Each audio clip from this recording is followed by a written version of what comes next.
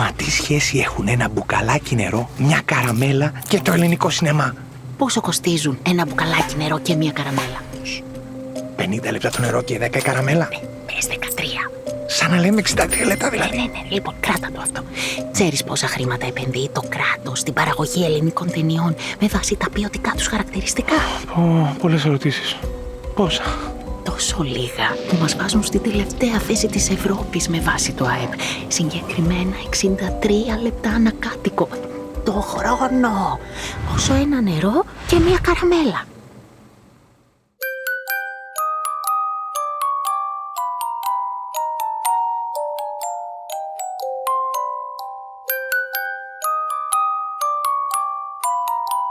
Το ελληνικό σινεμά αξίζει περισσότερα.